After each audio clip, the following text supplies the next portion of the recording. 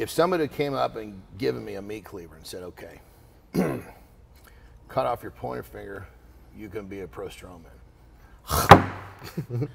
They said, okay. Counterproductive, wouldn't it Okay, work? when you're done with that one, if you can do it for another 7 years, you can be a pro. I was never a huge pro wrestling fan, but the fact that I would get to continue what I was doing, I would be less three fingers if I had the opportunity to cut them off to do what I did. Fucking guy went to prison for 10 years. That's how supplement companies start. Yeah. Is it's always like a guy, and then like I told you, like the guy. Fund them. Well, remember Michael Zampano? He was a drug guy with Dan Duchesne, and then he went the straight-laced way, and he started selling Champion Nutrition. And Dan said, "I don't want any part of that legal shit. Yeah. You can have it." Yeah. Well, so he gets out of prison, fucking 12 years later. Fucking, not even 2 years, runs for. What is I don't remember that guy. Marin County? Marin County. What is it when you're running for the City council or something? No, it was like yeah, there we go. It was like he was going to be the head of the city. He just got out of the pen, man. But he almost won. Amazing. He almost won. People forget that. People forget very quickly. Zampano formulated metabolol. Comes back around. Yeah. But Zampano, you know Mike Zampano? You know who he is? You know of him? Yeah. Mike Zampano used to hold church at Gold's Gym in Venice in the late 80s on Sundays. Well, they called it Sunday school. Him and Neil Spruce ran church. And if you wanted to learn drugs and learn PEDs back then, those are the guys who taught it to you. Yeah. Sunday It was so freaking cool. I walked in and all these guys, they were winning NPC amateurs or IFBB pros, and they were all there like, dude, why am I here? And Zampano and Neil Spruce did all the talking, and they ran church. Dude, you guys have all this. I mean, you guys were in the craziest of all crazy shit. I was always the craziest in gyms where I worked out in. So, you know, I was. Where did you come up? So basically, I mean, most of my training. I mean, probably the biggest place where I put the most damage in my training and my own development was in a college weight room by myself. Where was it? I mean, University of Portland. Okay. I used to literally, I was way overtraining, didn't know what I was doing, but what I was doing, I was forging my mental fortitude because the amount of work that I would put myself through. I mean, I literally at one point, that was kind of front, but I'd given myself my glands had swollen. They stayed swollen for months. They tested me for HIV. It was some sort of a chronic fatigue syndrome because I was training so hard. Trained so hard, you got AIDS? Yeah, that's the. Well, they thought. So, well, as I was coming at that, I went to school for not. You'd be famous for that. I had no intention of going to school to get a job. I went to school to lift weights and chase pussy. And so between training really hard and doing the other part, you know, it was like I wasn't resting much. And ultimately, all of my training was just me pushing myself in this place by myself. Were you playing sports or anything, or did you just? I played rugby, but I played rugby only because I missed the team portion of high school sports. But I was dead set on getting big and strong. That was it. Hang on, I may have them right here. How long were you in Portland training? How many years? So I basically went into University of Portland in 1990. Okay. 1990, and I graduated and left there in 92 or 3. But I did used to go down to the downtown Golds. Loprenzi's gym, across the river. Loprenzi, Loprinzi, Loprenzi's old school gym. It was full of first generation Nautilus stuff. It had kettlebells when they were the original kettlebells. Ring the bell at all? See, when I started going on to public gyms, I was going to the downtown. The hot spot was basically there's 2 of them. There were goals. One was downtown Portland. The other one was Clackamas. Clackamas was where all the gear was coming out of. Oh. So you basically had to go. You basically had to kind of get over there, and prove yourself to the guys that were going down to get it. Before they would. We were just talking about this before. It's so pervasive to be able to buy any drugs you want on the internet. Dude. And we were talking about you used to have to earn your way into it. Dude. You used to earn. I mean, one of the things that I did to earn my fucking stripes, or they would start to fucking help me. I remember doing fucking leg press one time. I popped my fucking eardrum. It was like I just was crushing this leg press one day. And I was just laying it down, working out with one of the guys that was in. I'm like, okay, I gotta go. And so I remember I was just doing as many as I could. We were just, I don't know how the fucking thing was loaded up. They couldn't get any more on. So how many can you do? Well, I was More than you. doing more than the guy that was getting the shit. So I'm like, okay, I'm here. So You're I'm in. just fucking going. And next thing you know, shit's running down the side of my ear. I've never heard of that before. I think Bloody nose, of course, sure, or even I used to do the eyes. Particular and- hemorrhages? But it was the ear. How'd that feel? It was awful, dude. Terrible. I've heard it's bad. I heard it. It was so, awful. like, what age did you start lifting at? How old What were you got age? into it? Yeah. So I started lifting, I mean, really, when you could say I really started lifting, I was probably 18. I mean, I'd lifted prior, but it wasn't. I didn't have that thing where I was skipping school to go lift weights. And did you take to it pretty quick? Like, did you get good results fast, or? I mean, it was fair, not as good as some of the other people that were doing it, Because you're like one of the freakiest people I know, and like right off the bat, anytime anybody, you say freaky, like everybody wants to. It's a positive. Well, that's a huge compliment. Yeah, that's from you, huge. brother, because Everybody wants you've to- been around Man, all what of the about me? What about I don't feel so good off. You've been around all of the It's fucked fucking up. freaks, It's dude. all You're fucked just up, man. you're off right now. I'm not You're at the off bottom season. 20. I'm off the top. I'm off the list. I'm not even on the bottom of the page. Page 4. No, but in all reality, like usually when I see somebody that's like your size, like you're that damn big, you've been a pro wrestler, like you With look real credentials, strong you man, look pro like wrestling. a pro wrestler. You were a strong man. Like you've done all this like really cool shit that I've always really admired and looked up to. And it's really hard to put on that kind of size and get that big. So obviously there was a decision to get big, right? And then there's another decision like to use drugs to get there. Yeah. And when did that come in? And like how did that come in? So, are we filming here? Oh yeah. Yes. Oh shit. Anderson, pay attention. Well, the whole I guess to a certain extent the PED thing is something that I've never been terribly open with. Largely, Oh, really? Yeah, largely because I've got little girls. And so ultimately, when it comes down to, like in the podcast, what I was discussing was that, in the world, once you start getting involved in higher level athletics, you deal with injuries, you deal with all this shit. And so when it comes down to it, you once you kind of cross the road with a doctor doing something for you, then it changes things. Yeah. The first time, this is kind of a crazy one. Strongman, I remember it was somewhere deep in the Ukraine. I ended up doing something on my groin. I'd strained the groin pretty good, but it was the front of a competition. So they basically take me into the I guess it'd be the ambulance, the medical people, and I had to compete in an hour again. So they put an IV in me, right? I figured it was anti-inflammatory or whatever. Next thing you know, I was like, oh, I feel pretty damn good. What was that? Cool. They had dropped some Nubain in me. Oh jeez. Why would they do that? Because I had to compete in an hour.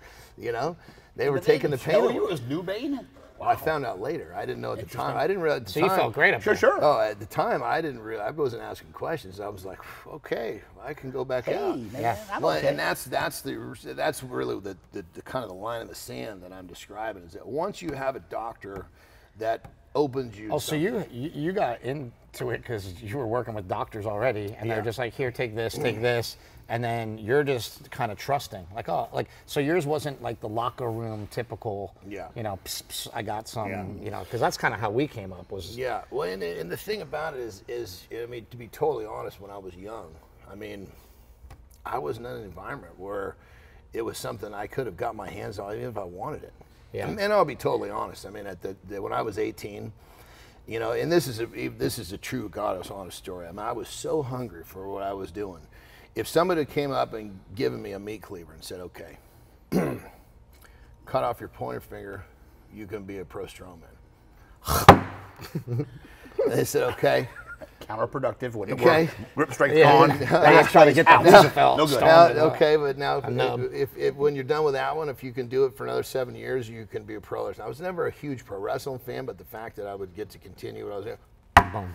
I would be less three fingers if I had the opportunity to cut them off to do what I did. So that really displays I would have done anything.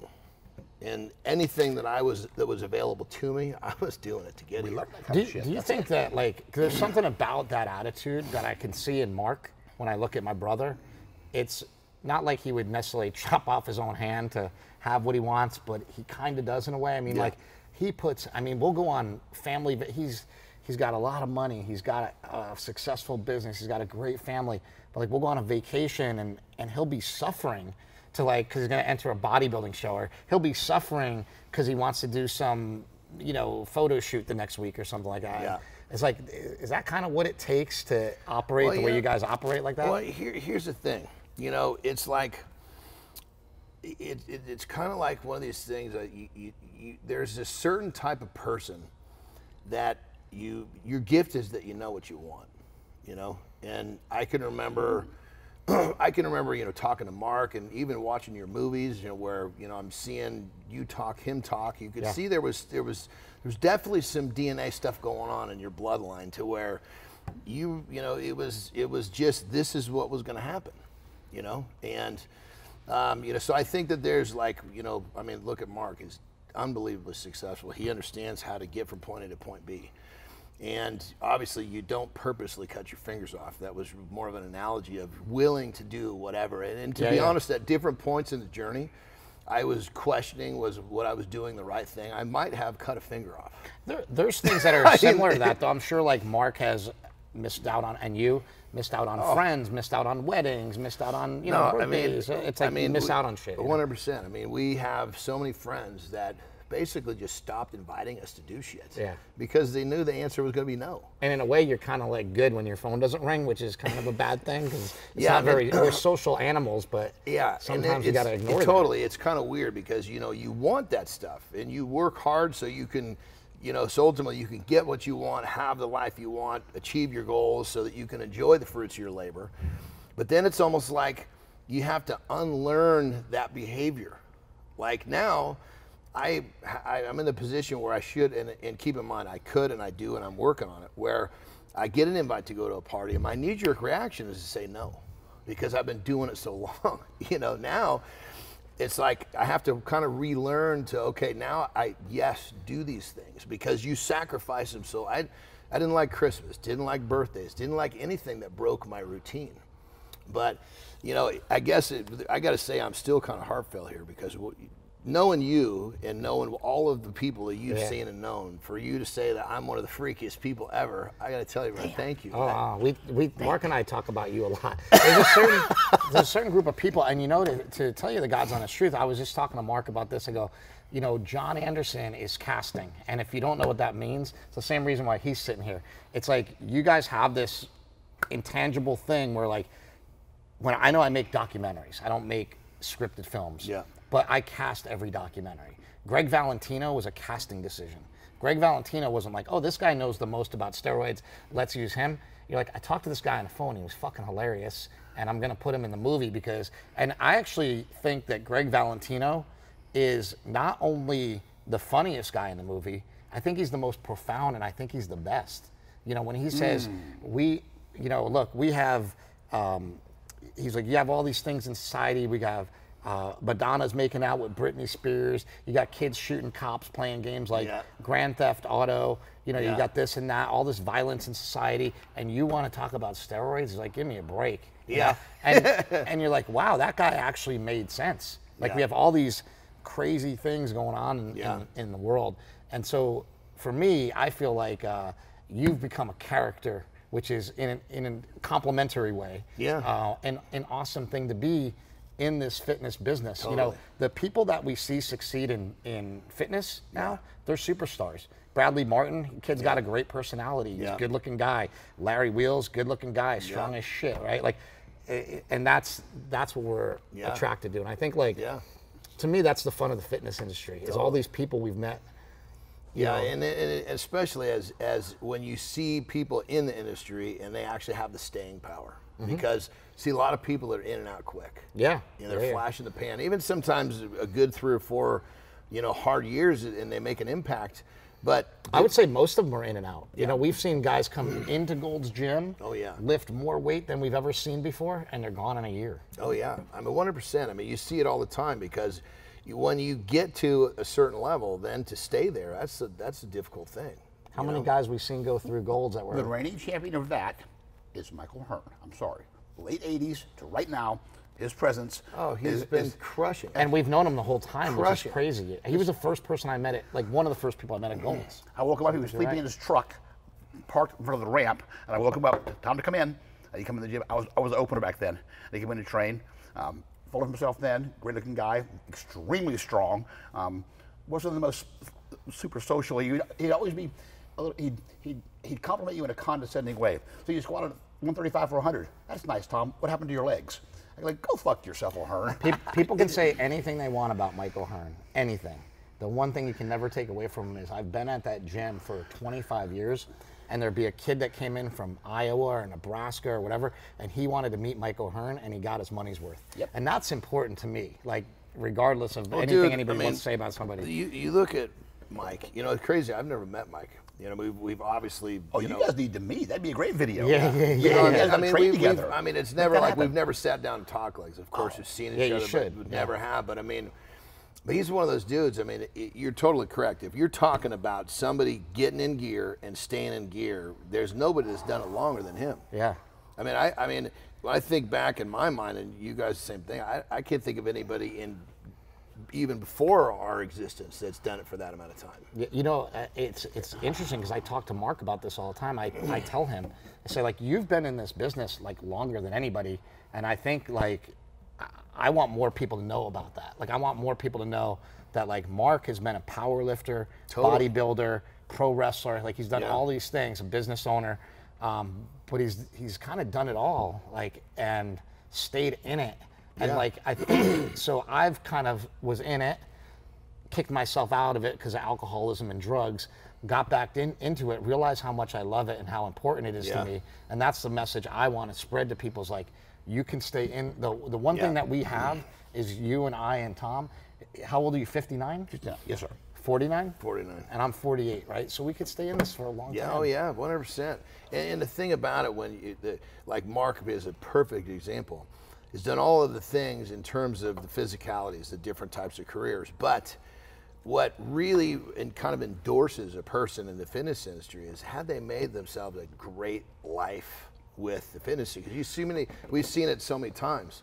You got a guy, and you still see it, unfortunately. You got a guy who trades his whole life, living in an apartment, driving a shitty car to get that status, but never as able to establish a life around it. In Venice, it really is. Yeah. He just told me a really sad story about Don the Ripper Ross. Do you remember him? Yeah. He was like the top, what was this? He told me he finally got what he wanted. He was the editor-in-chief of Muscular Development, or Muscle Digest. Development is Blickman, right? But this guy basically put his whole life into bodybuilding. Finally got the dream job, like working for an editor for a magazine. Got there, and then 6 months later he died. And like 60 years old or something? Yeah, it was probably. He was shredded all the time, and he was like, but that's like, and I said to him, like, maybe that's actually a good thing.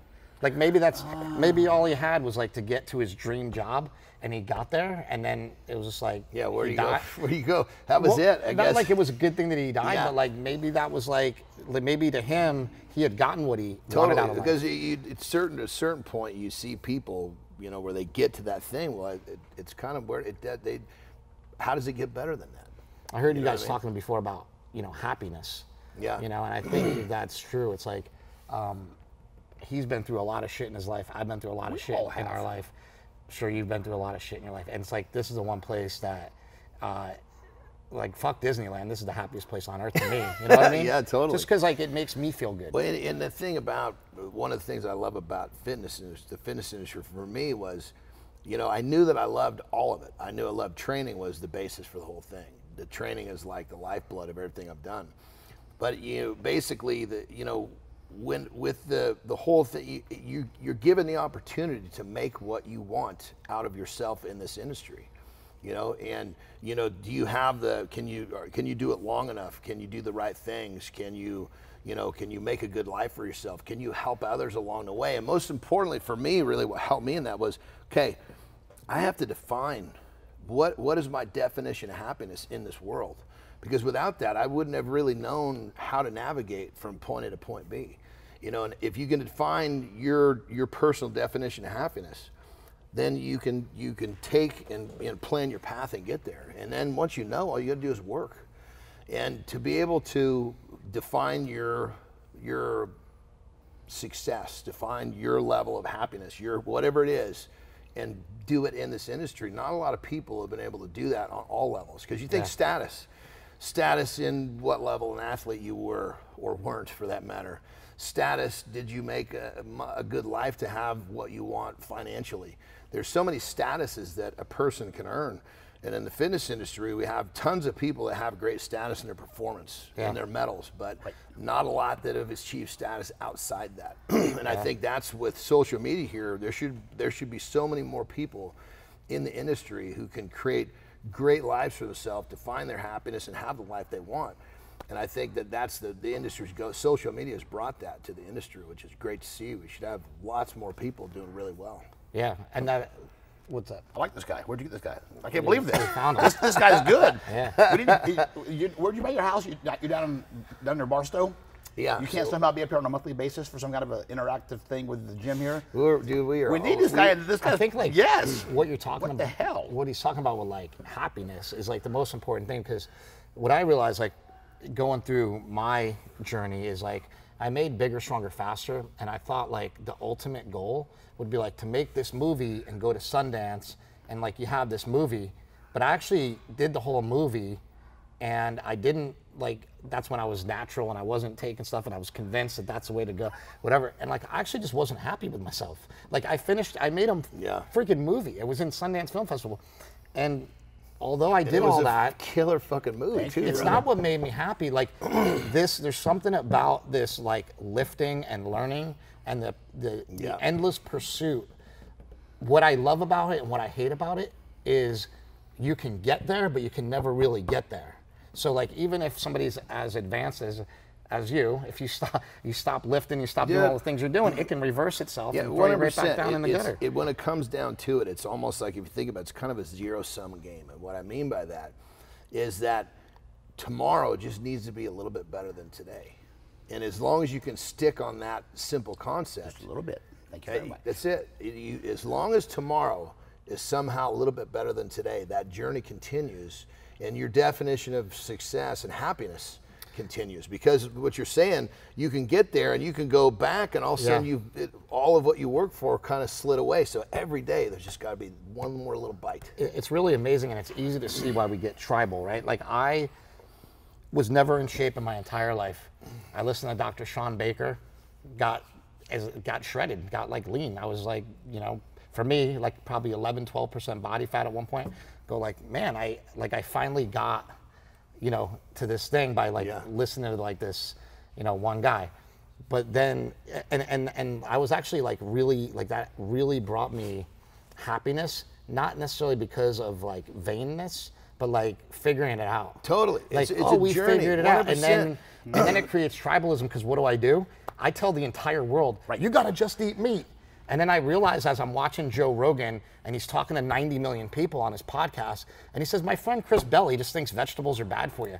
And I go, you know what? I sound like a fucking idiot. I didn't say that. But I never but actually. They are filler. They're nothing but filler. I never actually said that. Yeah. But Rogan said that about me, and I'm like, that's how I'm interpreted. Don't be that guy. Yeah. Be the guy that comes bringing the truth and what you know is the truth. And like, a lot of this has been like me learning lessons about how to navigate through the media and not say things that are stupid or misleading to people, you know? Well, you know, I love what you said too. It's the fact that it wasn't that you solved the problem, so to speak. It wasn't because you're vain, but you basically you reached your goal. You solved that problem. You overcame that adversity, that hurdle. That's what this shit's all about. Yeah. Because if you think about it, this whole thing is about how do you do this a little bit different, a little bit better, so your journey continues a little bit better, a little more efficient, a little bit this, a little bit that. It's why, for me, my personality type, once I reach a goal, I'm just looking to the next one. Yeah. And so it's perfect because it never ends. And really what it comes down to, the real, you know, again, the zero-sum game. Every day is a little better. You found a way, you solved the problem today to be a little better than tomorrow. So you get that satisfaction on a daily basis. And you can keep getting it, Every day, you know, okay, I'm going to get mine today. I get to go to bed happy with the fact that I did it again. Yeah, and if you look at guys like Dan Duchaine, he was like, I don't care about steroids. Dan Duchaine was like the guru, right? Wrote the Underground Steroid Handbook. I don't really care that much about drugs. what I care about is solving problems. Yes. And then people go, well, why do you like training women so much? Then he's like, they got a lot more problems. that was the way he put things, and I kind of love that because it was really about, like you said, solving that problem. And if you want to think about it, solving a problem there's a huge upside in how you feel. You can't buy the feeling you get from overcoming adversity or solving a problem. And so it's like, you know, there's just there's so much inner fulfillment to gain by understanding your definition of happiness and constantly being in pursuit. And the best part about it, even when you define it and you pursue it, it still is going to continue to change a little bit because it's constantly evolving process. Yeah. And so you get to think about it. I know my definition, one of the big pieces of my definition is I want to feel fulfilled today. Yeah. It means I got to do something today that makes me feel like I got a little better, or I understand something differently in a better way. To feel like I passed the day by and not feel like I have grown, whether it be physically, mentally, spiritually, or hopefully all of them. On that note, you're 49 now, 49? 49. So you can't compete the strongman anymore. I mean, you can compete, but you can't win anymore. No. You can't. No. The kids are just too big and too strong. You can't win that. No. You can't win open class powerlifting anymore. You can't. As good as you are. No. And you can't even win IFBB pro bodybuilding, as cool as all this is. So what are you going to do next? Well, that's the beautiful thing about bodybuilding. Number one, I was actually kind of lucky in the fact that my career's kind of unfolded. Strength is a young man's sport. That was first. Oh, yeah. Pro wrestling is not strength, but it beats you up, as you know. So that was definitely next in line. As bodybuilder, I'm going to basically bodybuild probably till the end, largely because bodybuilding and training are so closely connected. And then more importantly, I can compete, I can scratch that competitive itch, and I can work around all my problems. Are you a pro? I am. Where'd you get pro card? Where'd you qualify? Pittsburgh. Really? Yeah. Check this out. If you didn't know, I check it out. So I retired from, I shouldn't say retired, let me straighten it out. I got released from wrestling. Nobody retires. Well, very few people retire. You know, I didn't make the choice. I would have gone again if they'd have let me. But unfortunately, I came home and I was very upset, and I started digging fucking deep holes in my front yard. What are you doing that for? That makes sense. I just needed something that to makes do. No sense. So I dug a koi pond in my front yard. Anyway, it's time to do something. So I said, oh, fuck, I'm gonna do a bodybuilding show. So I basically, my last tour in Japan was December 13. Competed for the first time in bodybuilding in March 14. Last tour, pro wrestling in Japan. Pro wrestling. Cool stuff over there. Yeah. Was it serious? Yeah, it was good stuff. So December of 13, finished with pro wrestling. Okay. They told me to go home for good. Oh. Then it would have been the end of March of 14, competed for the first time in bodybuilding. Okay. What show? What show was it? The NorCal. NPC NorCal? Yeah. Then I went from there to Pittsburgh, won my pro card at my second bodybuilding contest.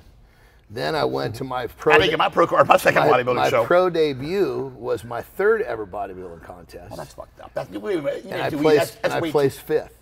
That's kick ass. Yeah. What show was that? What was the pro? That was what was that? It was Spectrum Productions. It was Hani Ramba was a promoter. Okay. I can't remember the name of it. 2015. You said? It would have been. Was that up here? I think it was here. It was in Sacramento, actually. Yeah, that was the same Governor's Cup, I think. So your third show ever. It was called. That's right. They only did it for 4 years. It was supposed to replace the San Francisco. It was basically the Golden State. That's what it was. Okay. Yeah. So Golden Shower. So my third ever bodybuilding contest. Different video. Go. Was my pro debut. That's stunning. That's probably. Yeah. And so that's kind of my claim to fame of bodybuilding, because it's not going to get any better than that. No. I mean, even I don't think Arnold did that. Arnold had a couple more amateur shows. Well, no, I mean, I wasn't going to do something more impressive. I made that big splash at 42 years old, 43 at that point. I had no illusions of beating Phil Heath. That wasn't going to happen. The one thing I really love about you is like your enthusiasm to also use what you know and what you've learned just to really help other people. You know, you were just helping our friend Kenny do some posing, and I just had some great tips for him. As soon as I saw you, you're like, let's get a hold of your diet, brother. Let's give me your number. Let's go. And absolutely. To me, that's really cool. It's like totally. Well, that's part of the solving problems thing, right? And totally. Part of what appeals. One of the things actually I heard Arnold say, and of course he's changed so many lives just with his words alone. And this one is even better because I saw it in person. I do his what is it, the Arnold Santa Monica strongman contest. Oh yeah. Sure. So I did the announcing for that, and unfortunately it was canceled this last year. But so he, of course, he's always there. It's his show. It's a charity event for firemen, and so he gets up and he does multiple speeches, right? And one of the things that he said, and he was just kind of talking about, he says, you know, hey, it's really important, you know, when you start to give back. And he said, you know, I've done this, and I mean, the guy's, he's an amazing person, you know, not to mention what he's accomplished, but he's helped so many people. I said, you're going to get to this point where giving back is going to feel just as good, and eventually it'll feel better than the things you did for your own personal forward gain. And so I I'm just kind of getting to that point where I realized, man, the fulfillment that I get of helping somebody else, not from a monetary gain, just because I want to help this person. I want to help. If I think that I can shed some light on an issue for somebody that will better the lives, it's a paycheck that, you know, it's a different total vibe. It's a different feel of a paycheck. And it's been so, somebody like yourself or helping Kenny, anytime I realize that I can take something that's really, it's my passion. I like to do it anyway. Yeah. And I can have a positive influence on somebody else. Oh, it's killer. Yeah. And then the fact that, you know, I mean, the person who lit the fire for me, you know, when I was just a little fat kid was the one who planted that seed in my mind. It was like, it just feels, it's amazing. So Arnold was the inspiration from back then? Yeah, so you want to hear a funny story, so Yeah. check this out. So, okay, so just like every, you know, 11-year-old or however I was, you know, you're watching a movie, you know, usually it'll just be some scene where, you know, who knows, this is the age where you jerk off like 5 or 6 times. At 11? Well, whatever it is, 13, somewhere. Thank you you, know, okay, you just Not you 11. know, the wind blows and you got a boner. No, I was that guy at 11. Jesus Christ. Okay, good high testosterone. I'm going to say so, yeah. And so, 11? So keep in mind, there's, you know, you see, I'm going to watch a movie and I'm going to jerk off probably a couple times during the movie if I'm by myself, right? Mercy. Well, Every time he sees that predator. Conan the Barbarian is my dad plays, hey, you're going to like this, and puts it in. This is the VHS stage, you know, shoves it down, clunk, turns it on. And of course, boom, here's Arnold Schwarzenegger. And I am just like, something was different in me, right? Well, there's later in the movie, he's banging the witch. Yeah. I would have jerked off 3 or 4 times in that scene alone. I was so moved, I didn't even get a boner. I was still so connected to what You got to interpret that. what just happened. I mean, that's how moved I was. It was like something inside me changed. It was pretty crazy. That was a good scene, though. The best thing about Conan, I remember jerking off to it later after I'd seen it a few times. As you should have, sir. Right. Continue. I haven't jerked off to Conan in a while, but the best, Well, to me, I mean, I might as well have been a Conan. the best part of that movie, in my opinion, is what I tell people about diet and training and all these other things. I say, you know that scene in the movie where Arnold's a young kid and he's pushing the wheel and he has his head down? Yep. I'm like, push the wheel, put your head down, and keep going. Great scene. And then in 90 days, when you lift your head up, you're going to be like that jacked Arnold version, you know, or whatever. That like, was such a great scene. But I try to tell people to think of walking through life that way, step by step, with your head down, not looking at where you're going, because you already know where you need to go. You just have to just look down and just keep going. Because if you look up, you'll stop because you'll see, oh, it's too far to go. Totally, 100%. I mean, you know, I think that would be on that level. I think another one of my blessings was, you know, I have, you know, all, you know, ADD, dyslexic, all that shit. You know, you're all fun. I still have a hard time fucking reading. If a letter comes in the mail, it's real important. I mean, I can read the son of it, don't get me wrong. But if it's real important, I don't want to miss information. I'm going to give it to my wife or one of my daughters and have them read it to me. Yeah. You know, that's the truth. Well, anyway, so when I get into one of my zones where I'm like fucking working on something, like you're kind of describing, just fucking put your head down and go. Like I did that in the front of like I do that like in all my transitions. In the beginning of Strongman, I did that to get there. I switched, same with the wrestling. You got to put your head down, learn this craft, and the same with bodybuilding. Even though I just am so in the zone, it's like the best, quietest place in my mind. Because my mind is just fucking, you know, it's just constantly moving. you know, which you could say is a good or bad thing. But if it's hard for you to manage, when you get into that, when you said put your head down and go, I was like, that's when I'm the happiest. Yeah, there's some philosophies that come out of you and people like Mark that I'm just like when you were talking on the podcast, it's like everything's so full blast. You know, you talk about, can you talk a little bit about, because I like this idea, like deep waters. You talk about like going into deep waters. Yeah, so I mean, the way that it was termed was, it was kind of I had a coach that was helping me learn Olympic lifting.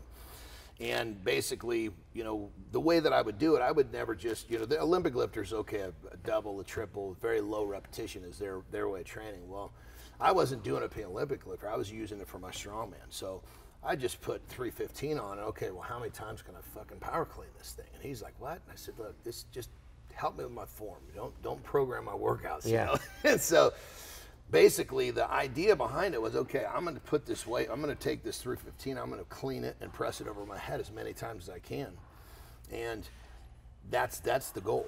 And so what he would do is I'd explain to, look, once my form goes to shit, then start coaching me, because up to that point, I don't need you to tell me the things that I know if I'm, you know, but when you're really sucking wind, that's when it matters. And so basically it's okay, I'd be going, right? I have a handful of reps and I'd Give me a number, what'd you do? I want to know. The best of 315, the clean and press was like 17. That's cool.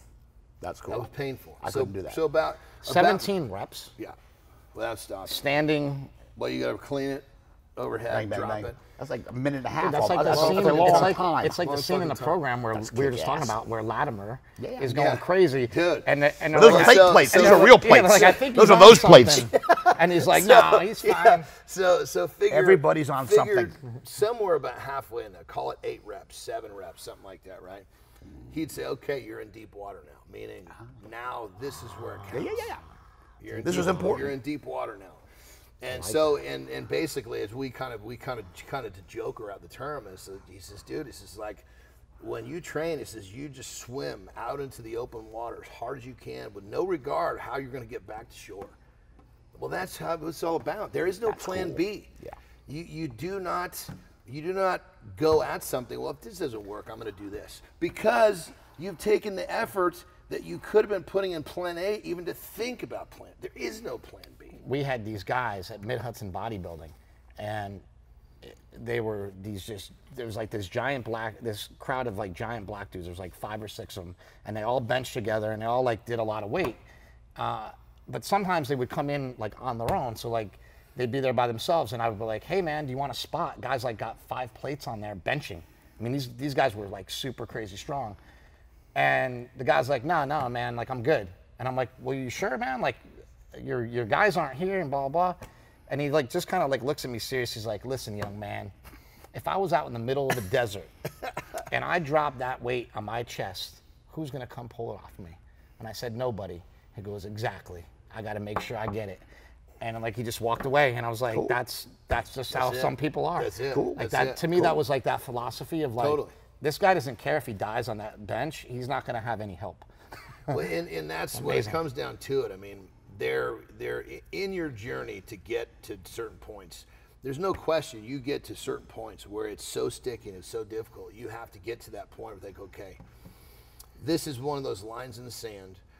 I'm either going to do this or I'm going to hurt myself in the process, and you have to be okay with that. Yeah. And obviously, you don't intend to hurt yourself, and you don't want to hurt yourself, but you have to be ready to make the sacrifice. In most cases, it's going to work for you. Yeah. But if you don't put yourself in the mindset that it's okay, you'll never make it.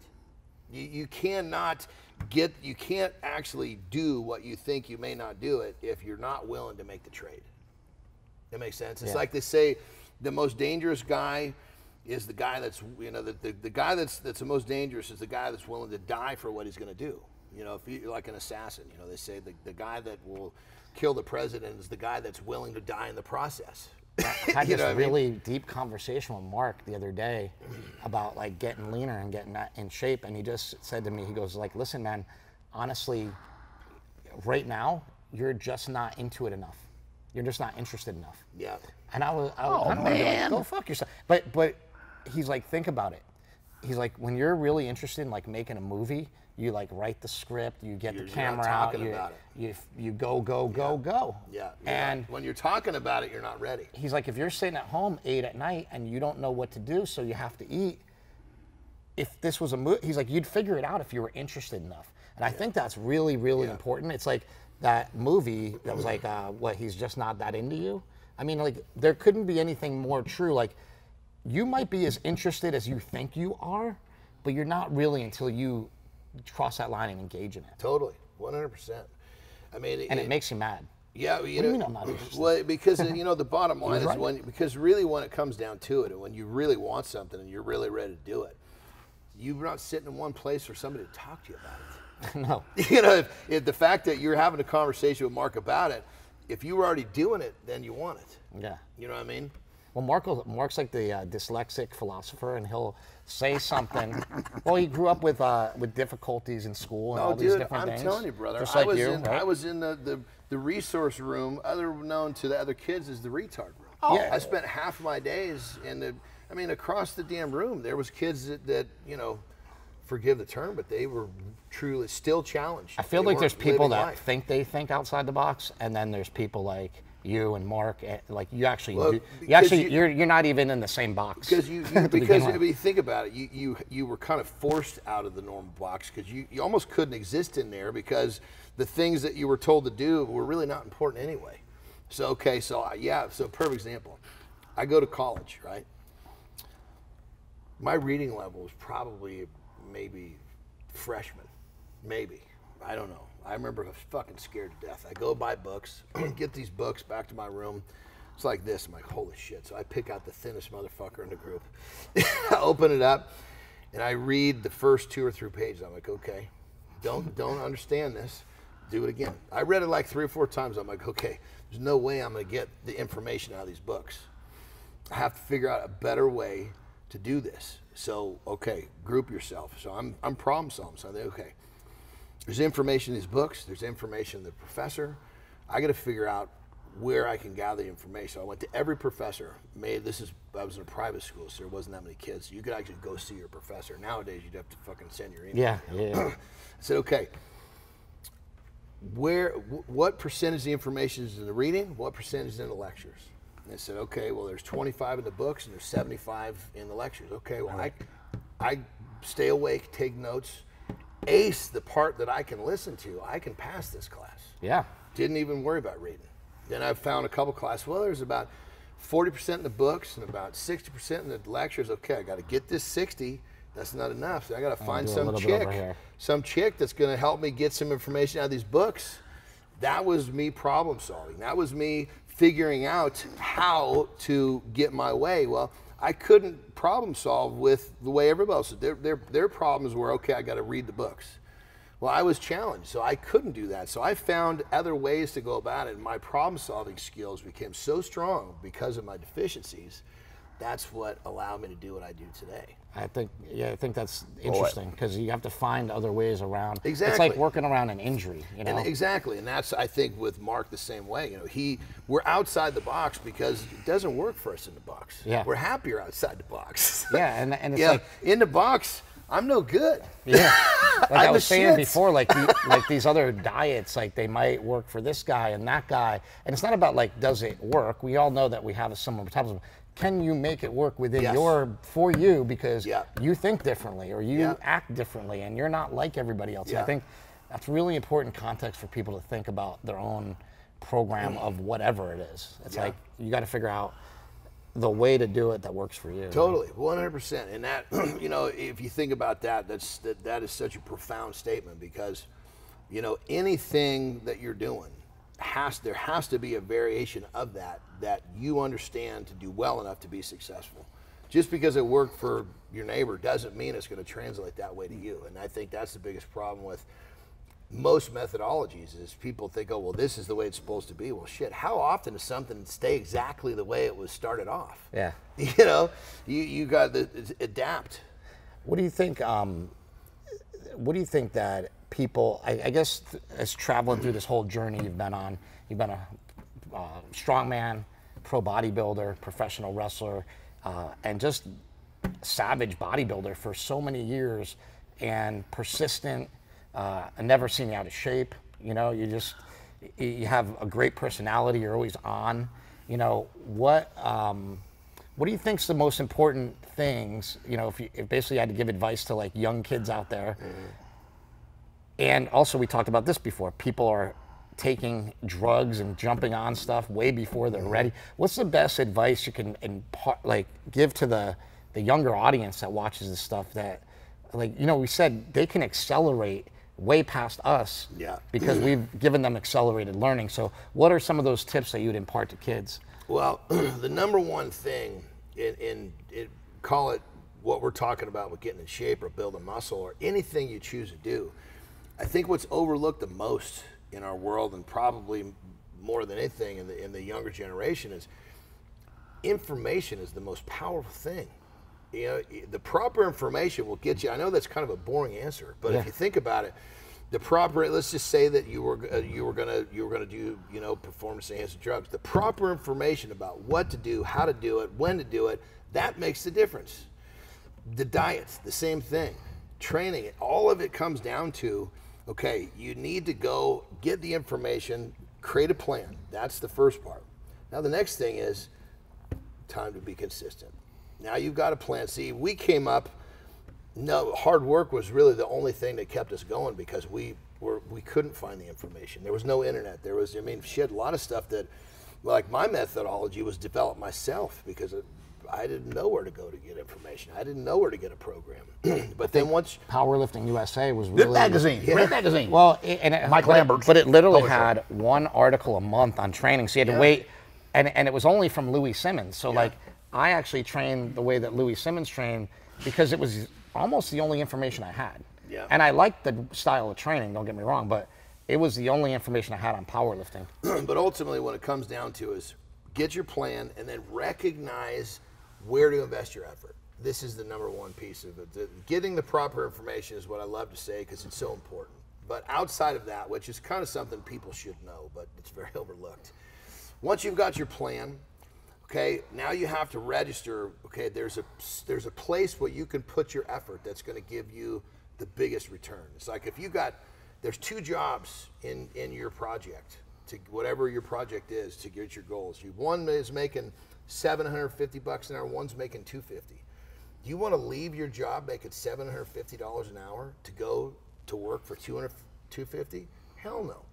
You're better off to not even go to the $250 and just maximize the $750. Once the $750 is maximized, then you go pick up the extra.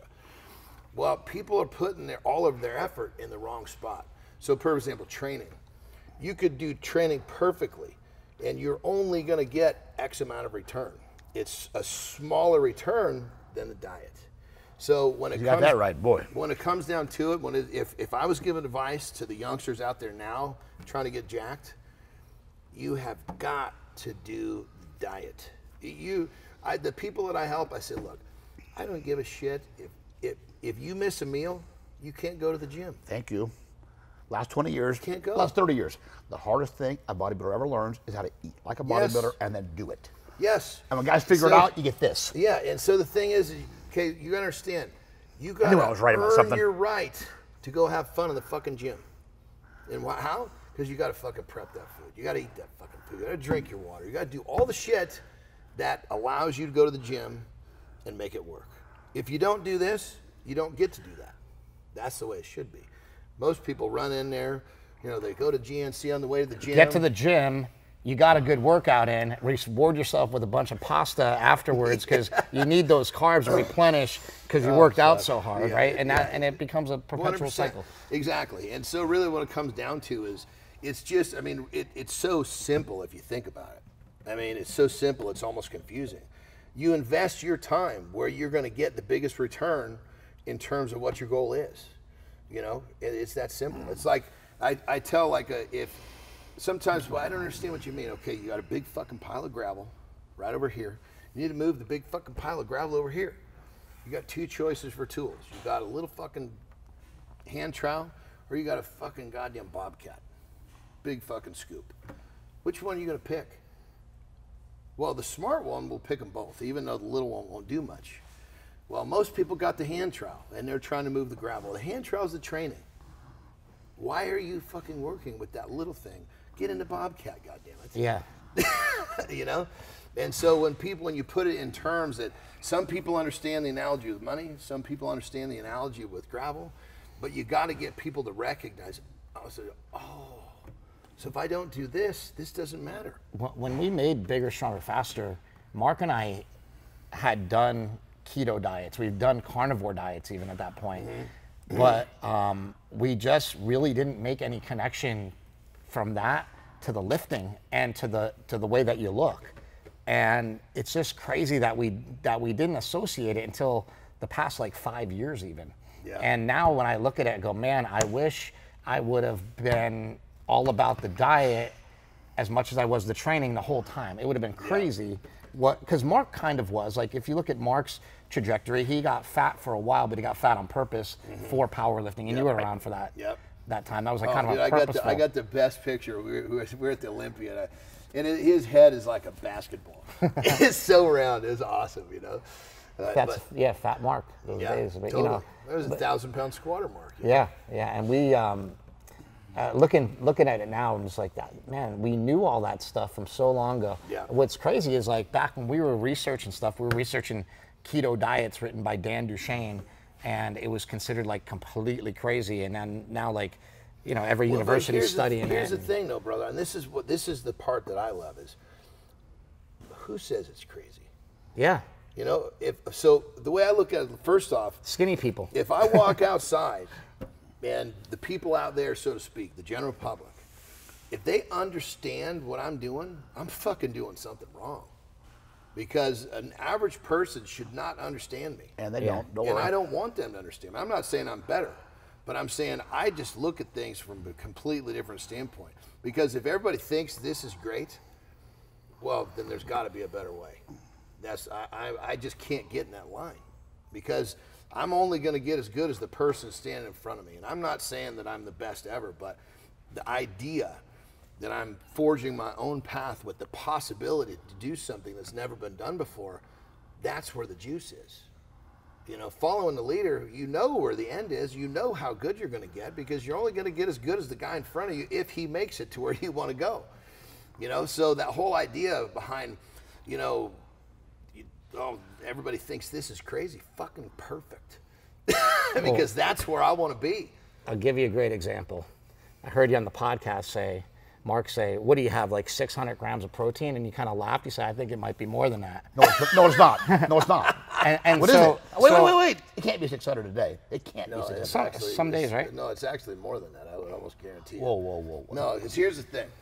So check this out. When I discovered protein, I'll give you the story of how I discovered protein. So, you know, this is the days where there is no information, and so television has somehow swayed me thinking that wheat bread is my key to success. Wheat bread. Okay. So I'm fucking pounding loads of wheat bread, dude. Okay. And we know that's just I'm going the wrong way in my journey, but I don't know any better. Well, one day I had I need wheat bread. Because the TV said eat wheat. Remember the commercials? Yeah. First it was eat wheat, then drink milk, then eat beef. It's the lobbyists are always whatever the lobby something. is. Yeah. So I'm like, Mom, where's my wheat bread? Well, they only didn't have any wheat bread this time, son. So I didn't buy any. I'm like, well, fuck, what am I gonna eat? Well, in my mind, I'm eating one thing. So I open up the cupboard and there's a bunch of fucking tuna fish. So I started eating cans of tuna.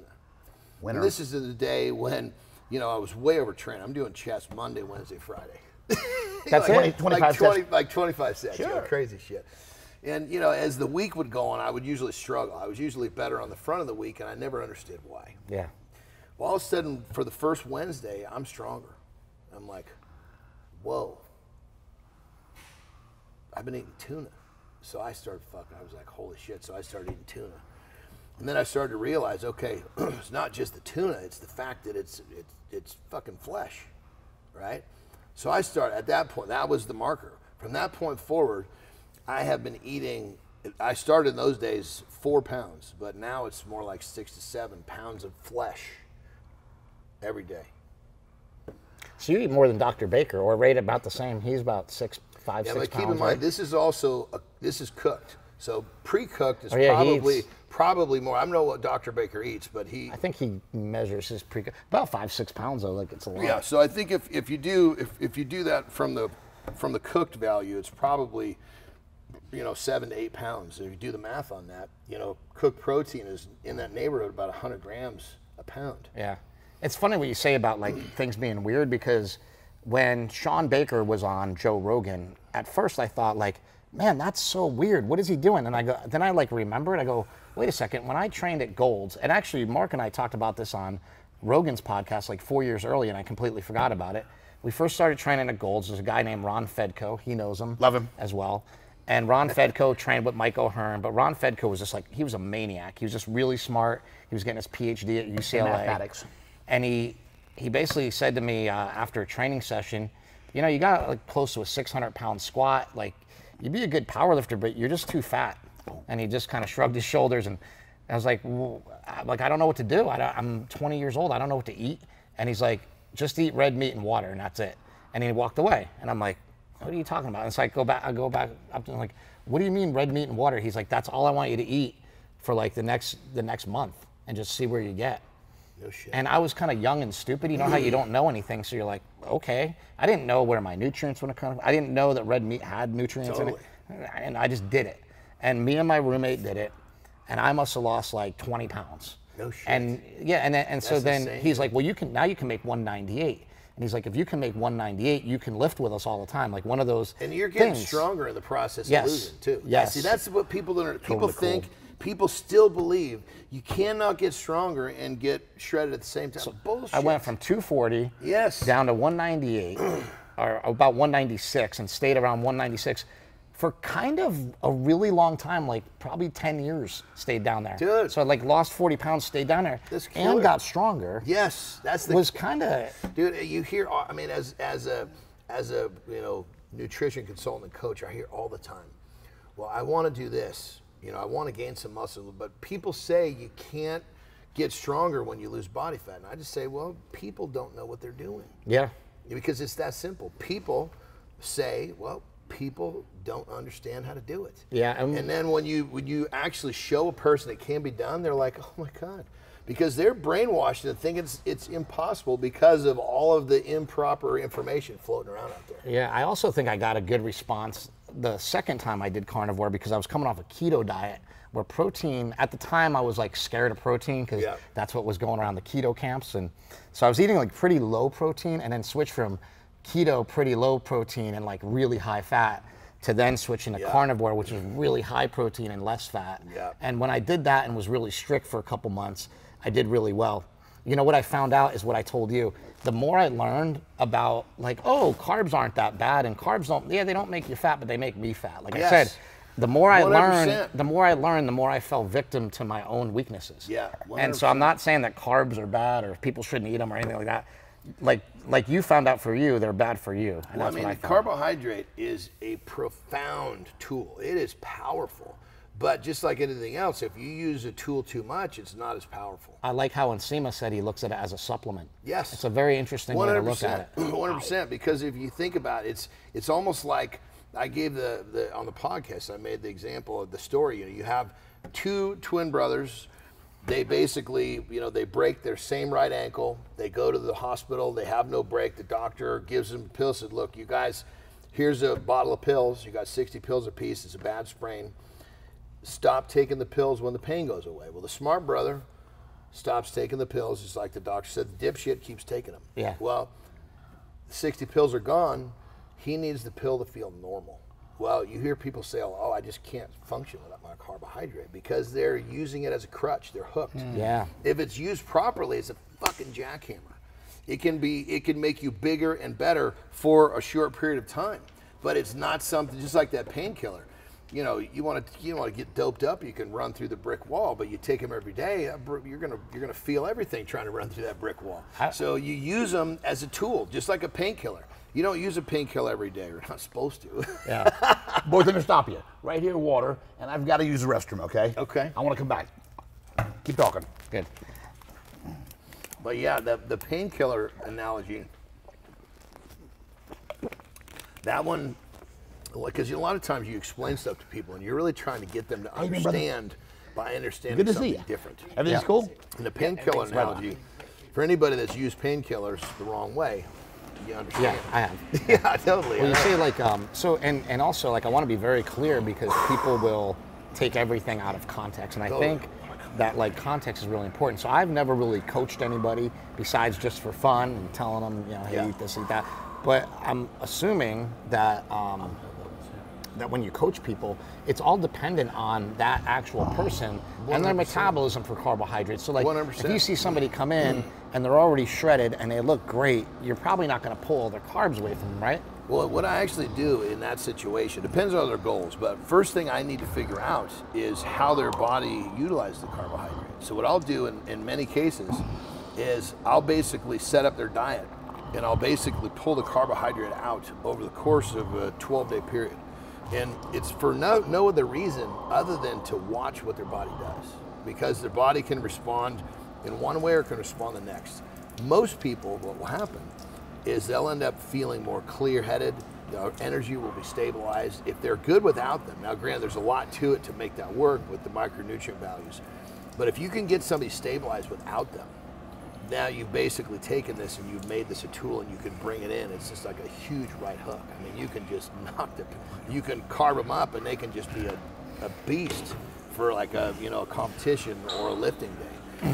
But if someone has a reaction that's a little bit more poor and you have to keep them on the carbohydrate with a regular basis, it's not a bad thing, but it just takes the supplement or the jackhammer effect away.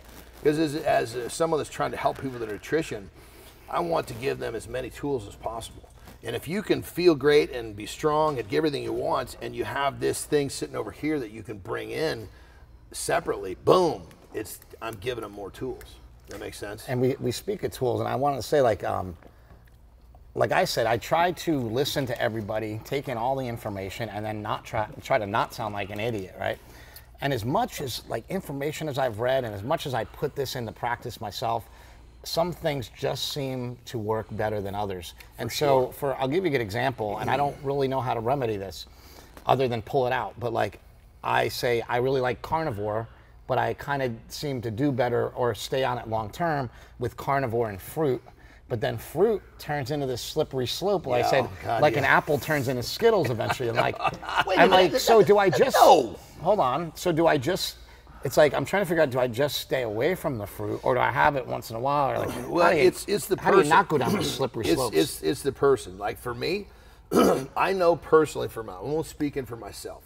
Everybody's different. Sounds like we're pretty similar. Yeah. But I mean, if I just get my toe over the edge of that slippery slope, I'm gone. So I'm better off staying 10 feet away from the slope. I'm talking more about triggers than nutrition, right? Yeah. Like we know that fruit's not going to make you fat, but if you eat 20 apples because you're a maniac once you get the carbs in you, that's what we tend to do. And 20 apples turns into 20 apple pies. Yeah, like it eventually goes, well, yeah, I can't. Full size or these apples hurt my stomach. I'll just eat the apple pie. Yeah, it's it's just an ongoing justification. Or you justify the carbs because you totally. And so based on that level, you have to find what a person is capable of. Yeah. I hate to say I'm not capable of things, but I have to be honest with myself. I have yet to prove myself capable of keeping any level of sugar in my diet regularly. I'll give you a great example. I did carnivore for like 3 years, but if you ask me out of those 3 years, how many days did you literally just eat meat, like just beef and water, and maybe not have a piece of cheese, or maybe not have a diet soda? Yeah. I'd say 15 days out of 3 years. You know what I mean? Like there was always a little bit of yogurt in there. Not things that were off the diet, but just things that were like I say, I'm eating meat and water, but it wasn't just meat and water. It's really hard to do. Here's the secret, because everybody says, oh, there's these names. There's people say to me, what's your system? Is it carnivore? Is it keto? I said, look, my system is you, because we're going to find out what your body responds to best, what you're comfortable executing, something that you can maintain, you're happy with. That's your system. Because really what it comes down, I love Stan Efferding's quote, says the best diet is the diet you'll stick to. The one, yeah. And so you create a system for somebody based upon how it works for them, their ability to execute it, and the overall possibility for longevity. And if that is right for them, that's their diet. Yeah. And if you get one of those two out of balance, it's a little too tough to manage, the longevity's gone. And so there's that, you have to find, every formula is a little different for everybody. And part of making that work, for what I find, is it's not me saying, okay, here, this is what works for you. I say, look, we're getting great results. How do you feel about the longevity of this? Well, you know, I think I can do this, but man, I think this might cause me trouble in the future. Okay, well, let's start bringing that in. Because you can't just keep somebody in captive forever and expect that they're not going to freak out. So you have to basically find that formula that works for them, and then understand, have a clear understanding, are they comfortable? Not am I comfortable? Are they comfortable with long-term execution? And usually that long-term execution is going to be the ability to give them the ability to go to a restaurant and have cheats, if you will. Right. But the bottom line is, everybody's such an individual. There is no system that's going to work for everybody, and that's, I think, the biggest. The industry loves to, oh, here's a system, here's a simple rule, it'll work for everybody, and that's what makes millions of dollars. But it doesn't really help people for the long term. Just one last question, because I know we got to go pretty soon. What is the biggest mistake that people are making in their programs and in designing them, or just in their fitness in general? I think that's a great question, and there's a lot of things. There's a lot of ways you can attack that, but I think, and we kind of just touched on it a minute ago, I think one of the biggest problems is that people look for this simple solution. You know, like all these different ways, you know, like, okay, well, you just got to do, like keto, just eat fats and proteins, right? Yeah. Well, the problem is it doesn't really talk to you about eating shitty fats, so people get the keto flu because they're toxified. They think, oh, I need carbohydrates. No, you're not. It's the fact that you're eating so much fucking bacon. The bacon carries so much toxicity because pork is a dirty meat. Because they're eating polyunsaturated fats? Is that what it's from? Ultimately, I think it's just, like in say bacon, just a filthy animal, like Samuel Jackson says. Yeah. Yeah, and all the toxins stored in the fat cell. Well, you're utilizing fat as part of your fuel. So if you used a fat that was essential, you wouldn't get the keto flu. But keto, it's very. We don't need that much pork fat. Yes, but see, keto just has to be simple so people can execute it. You get too many details involved and people fall apart with it. So I think the problem is that people are looking for a simple one-track solution, and it doesn't exist. Yeah. Everybody's simple solution is going to be an acquisition of knowledge put together in a way that works for them. That's actually the reason why Mark and I came up with the war on carbs, because it was just the easiest way to be like, just launch a war on carbs. And people go, well, what's that? You go, it's exactly what it sounds like. Fucking carbs, get out of here. Like, they come my way, get them out. And they're like, well, what do I eat? Anything besides that. And in a way, it kind of ends up working out.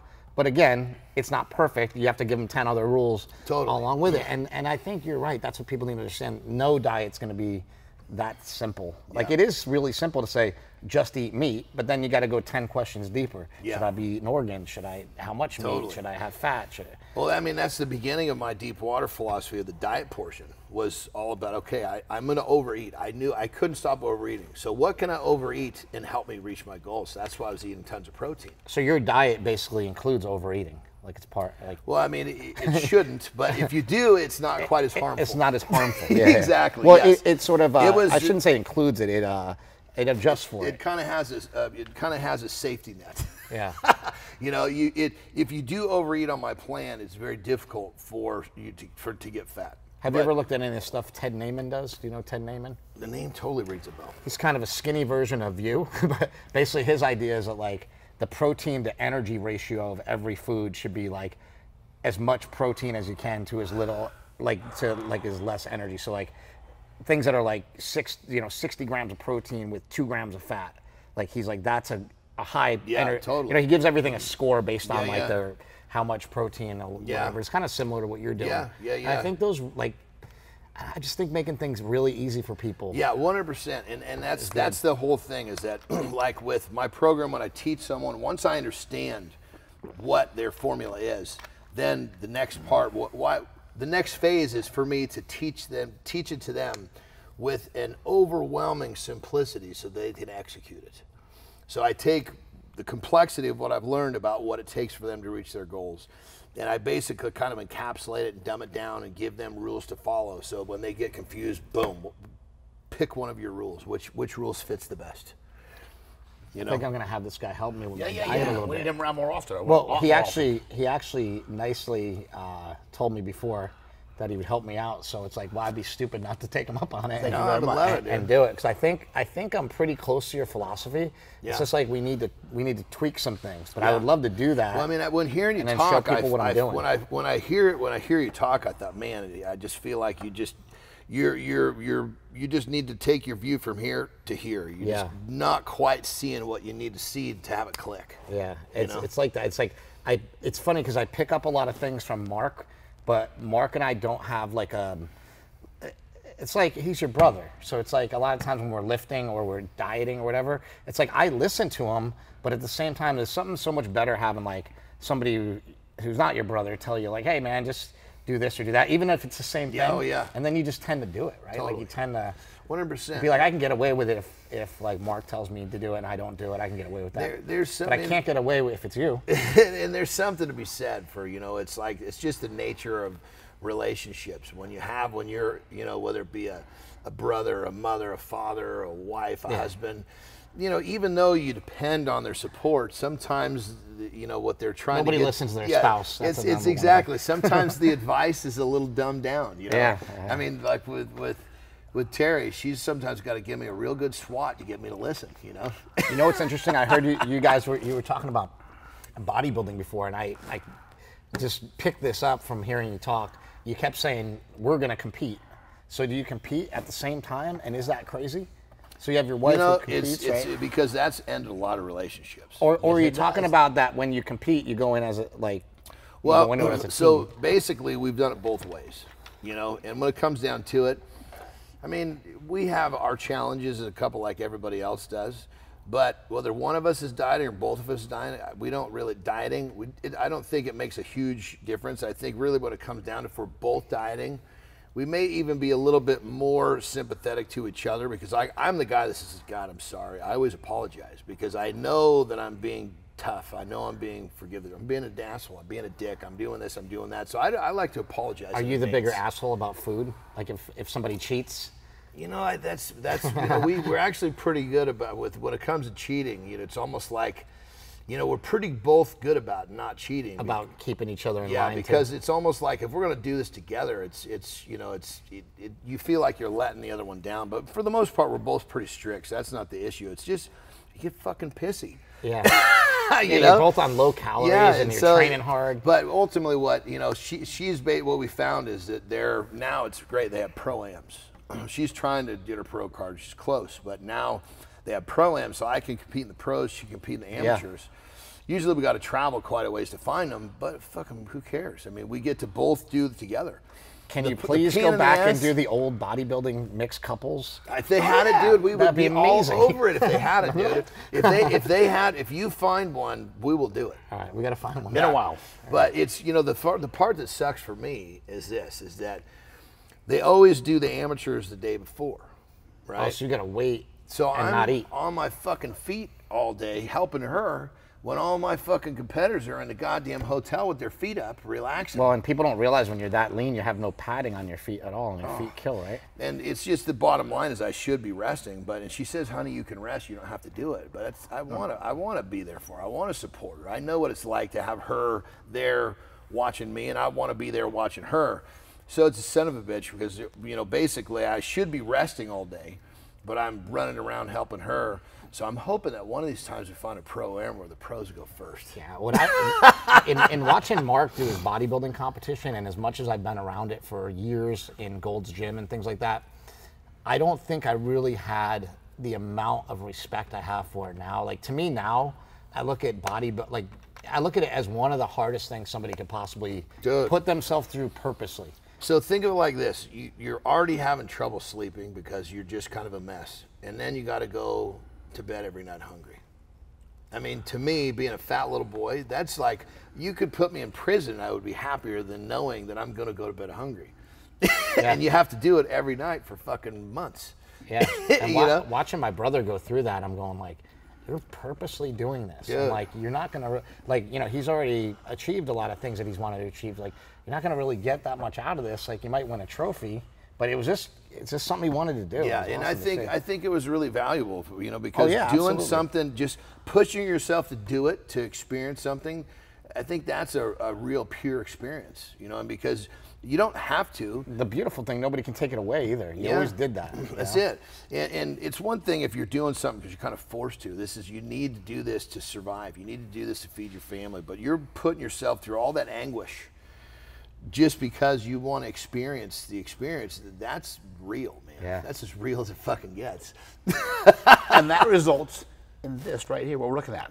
And when I say successful, I'm not talking about anything other than It's my own. interesting you say happier, because it's like the candy and the ice cream sundae or whatever, it's make you happy for like a couple seconds. Yeah, exactly. And like and So, it's like you have to get over that in your mind. You got 5 minutes of enjoying this so you can self-loathe mentally for the rest of the day, maybe even a little bit tomorrow. That's a problem. No, with thank you. Yeah, junk food. I'm happy bypassing. I can sit at a table with people eating pizza, and I can eat my whatever I'm eating because I know when this pizza's gone about 20 minutes, I'm gonna feel fucking great. You know, if I eat a piece of pizza, not that that piece of pizza would show up in the mirror because it's just a piece of pizza, but it puts some damage up here because if I made the choice, okay, I'm gonna when we're sitting down for pizza tomorrow, I'm gonna eat a piece. It's different. Yeah. But if I veer from my own discipline, that's the hurtful part. Because I mean, think about it. You know, your ability to be happy, your ability to succeed, whatever your definition is, has to do with carrying out your plan. Well, if your plan was to eat the piece of pizza, you carried out your plan. If the plan was not, then you fucked your plan up. You know? Yeah. And it's just simple stuff. You know, it's not about the piece of pizza. It's about that I veered from my plan. Yeah, so stop eating pizza. That's what he's trying to tell you. I know. All right, man. We gotta get out of here. It's great to see you, man. It's awesome to talk to you Absolutely. as always. Well, And, I'll text you in a little while. We'll set up a phone call next week. Yeah, I would love to talk to you, and I'd love to try to just implement some of these things into my diet and see if we can get a little bit more shreds. Call me too. Nobody ever calls me. Somebody call me. I said I want to get Give me my shredded. number. No. I don't want to squat 7,000 pounds. Yes. I've already done all that. Nah, love you, buddy. Thank you, Great brother. talking to you. Jon Andersen, Yeah, it's a I sincere pleasure. appreciate you. I mean it. I appreciate it. Now let's go smash each other over the head with chairs.